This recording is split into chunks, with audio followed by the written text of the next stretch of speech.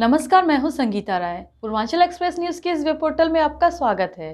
आइए देखते हैं हमारे संवाददाता राम सकल यादव की यह विशेष रिपोर्ट।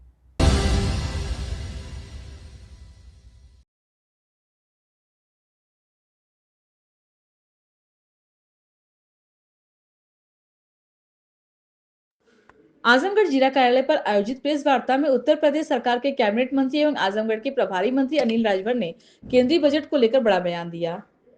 उन्होंने कहा कि वित्त मंत्री निर्मला सीतारमण ने रिकॉर्ड 9वीं बार संसद में बजट प्रस्तुत किया और प्रधानमंत्री नरेंद्र मोदी के नेतृत्व में पेश यह बजट देश के 247 तक विकसित राष्ट्र बनाने के दिशा में एक मजबूत कदम है। अनिल राजभर ने कहा कि यह बजट हेडलाइन के लिए नहीं बल्कि डेडलाइन के लिए लाया गया है और यह डेडलाइन है 2047 तक भारत को विकसित देश बनाना। उन्होंने कहा कि बजट में गरीब कल्याण, किसानों की आत्मनिर्भरता, युवा शक्ति को अवसर और महिला सशक्तिकरण पर विशेष ध्यान दिया गया है। एमएसएमई सेक्टर को मजबूत करने के प्रावधान में युवाओं के भविष्य की उम्मीद जगाते हैं। कैबिनेट मंत्री ने बताया कि निर्यात बढ़ाने, यूरोपीय यूनियन और अमेरिका के साथ ट्रेड डील और बुनियादी ढांचे के विकास में भारत की अर्थव्यवस्था को नई गति मिलेगी। उन्होंने कहा कि आज भारत दुनिया की चौथी सबसे बड़ी अर्थव्यवस्था है और सरकार का संकल्प है कि 2027 तक भारत तीसरी सबसे बड़ी अर्थव्यवस्था बने। अनिल राजभर ने स्वास्थ्य सेवाओं की बढ़ोतरी, हर जिले में ट्रॉमा सेंटर, महिलाओं के लिए hostel, high speed rail corridor और वाराणसी को जल मार्ग व शिप रिपेयर हब बनाने का फैसला का स्वागत किया। अंत में उन्होंने प्रधानमंत्री नरेंद्र मोदी और वित्त मंत्री निर्मला सीतारमण को उत्तर प्रदेश को विशेष सौगात देने के लिए धन्यवाद दिया। रिकॉर्ड 9वीं बार देश की आदरणीय वित्त मंत्री निर्मला सीतारमण जी ने भारत की बजट को देश की संसद में प्रस्तुत करने का काम किया। श्रद्धेय प्रधानमंत्री माननीय श्री मोदी जी की सरकार ने जो बजट प्रस्तुत किया है, प्रतिपक्ष को छोड़कर पूरा देश आज उससे उत्साहित है। बहुत से साथी हेडलाइन तलाश कर रहे थे, हम लोग भी सुन रहे थे जब बजट प्रस्तुत हो रहा था कि इस बार के बजट की हेडलाइन क्या होने जा रही है। लेकिन हम लोग माननीय प्रधानमंत्री जी का अभिनंदन करना चाहते हैं कि पूरा बजट देखने के बाद ये महसूस हुआ कि श्री मोदी जी की सरकार हेडलाइन नहीं, डेडलाइन के आधार पर बजट प्रस्तुत की। और डेडलाइन क्या? 2047 तक भारत को विकसित राष्ट्र बनाना है। इस बार का बजट भारत को विकसित राष्ट्र बनाने की दिशा में उठाया गया एक मजबूत कदम है। जिस प्रकार से आर्थिक विकास पर सर्वाधिक जोर सरकार ने दिया है, आज जो देश की विकास दर दुनिया में सबसे बेहतर है, उसको निरंतरता प्रदान करने का जो उपाय किया है सरकार ने अपने बजट में,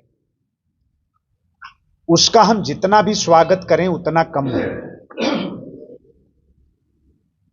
गरीब का कल्याण कैसे हो, अन्नदाता किसान हमारा आत्मनिर्भर कैसे बने, युवा शक्ति को प्राथमिकता देते हुए महिला सशक्तिकरण के क्षेत्र में भी सरकार ने इस बजट में पूरी तरीके से फोकस करते हुए तमाम उपाय, तमाम नवाचार, तमाम इनोवेशन करने का काम किया है। सबका साथ, सबका विकास, युवा शक्ति को अवसर देने की बात, लघु, मध्यम और सूक्ष्म उद्योग को हमारा जो एमएसएमई है, जो भारत की अर्थव्यवस्था की रीढ़ है, उसको जिस तरह से उसमें जान फूंकने के लिए और एक अभियान के तौर पर एमएसएमई को सशक्त बनाने की बात जो बजट में आई है, वो हमारे नौजवानों के जीवन में एक उम्मीद का चिराग रोशन करती है। हमारे खेत खलिहान गांव कैसे विकसित बने, उसकी भी झलक पूरे बजट में देखने को मिल रही है। जो निर्यात पर फोकस किया है सरकार ने, अभी हम सब लोगों ने देखा कि यूरोपीय यूनियन के साथ जो ट्रेड डील हुई है, जो व्यापारिक समझौता हुआ है, हम सब लोग जानते हैं, आप सब लोग अवगत हैं कि यूरोपीय यूनियन जो दुनिया की जीडीपी है उसको 25% तक प्रभावित करती है। तो देश के लिए एक बहुत बड़ा विकल्प श्रद्धेय श्री मोदी जी की सरकार का ये जो पुरुषार्थ है उसकी बदौलत आज हमें मिल रहा है। बहुत पुरानी कहावत है कि झुकती है दुनिया, झुकाने वाला चाहिए।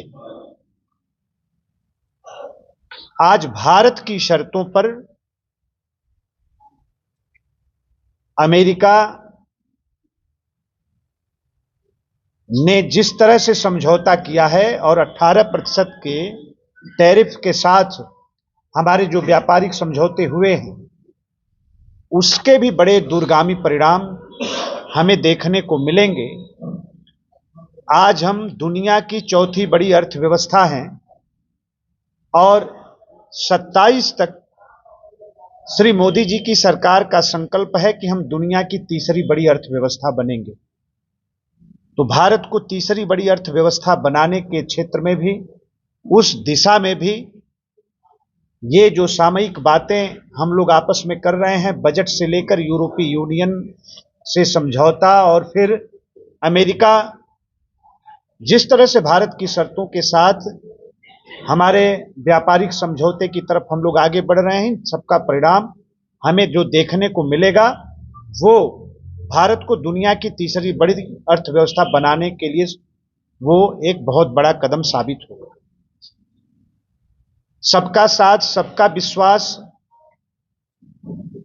सबके जो प्रयास की बात श्रद्धेय मोदी जी करते हैं, इस बजट में सबके विश्वास और भरोसे को जीतने का काम भी दिल्ली की सरकार ने किया है।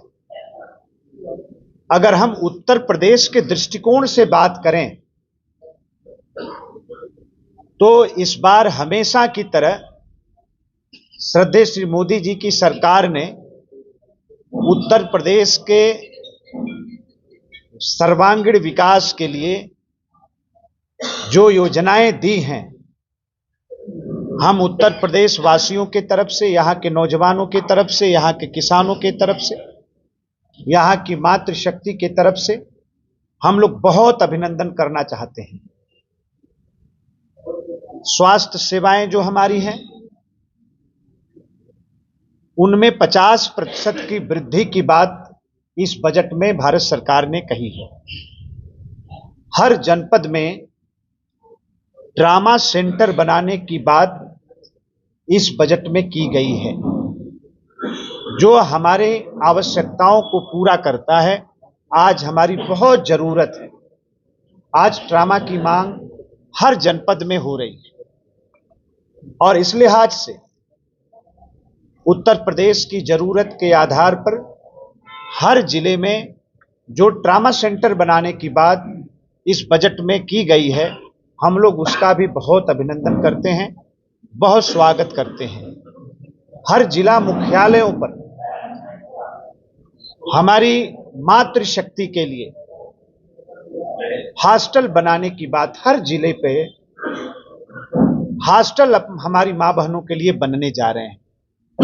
हमारी बहनें गांव के क्षेत्र से पढ़ने के लिए जिला मुख्यालय पर आती हैं,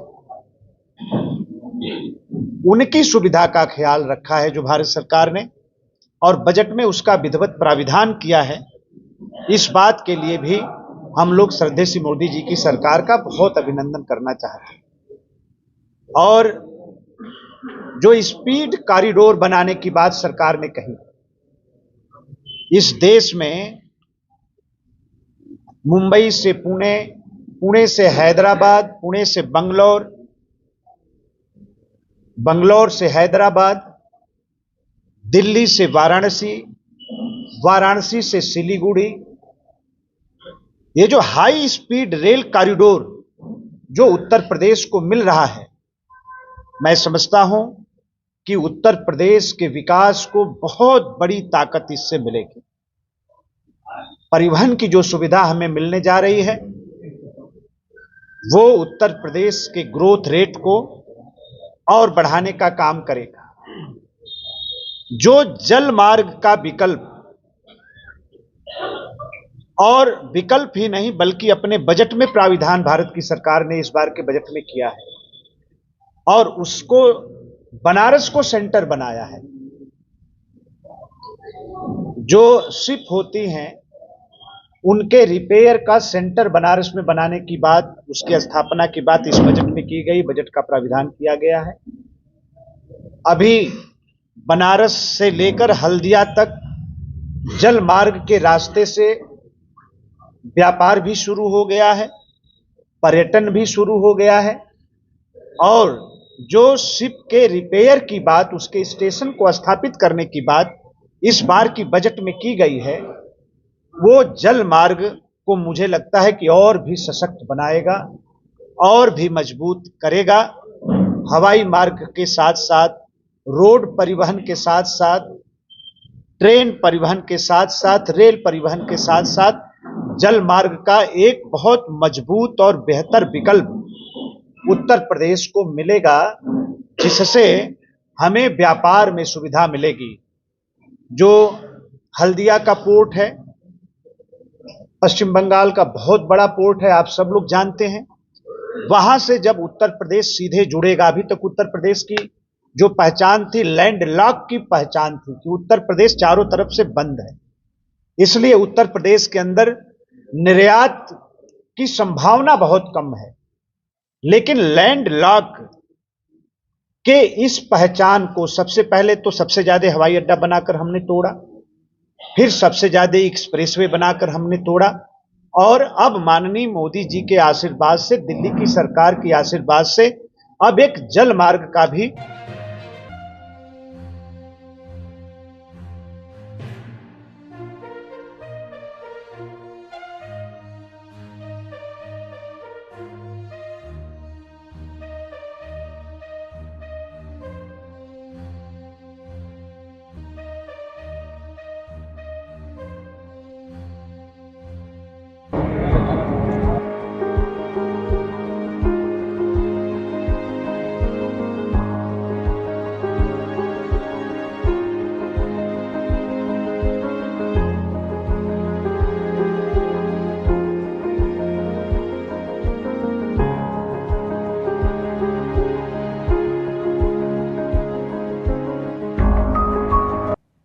अगर आपको हमारी खबर पसंद आई हो तो हमारे चैनल को लाइक, सब्सक्राइब और शेयर जरूर करिए।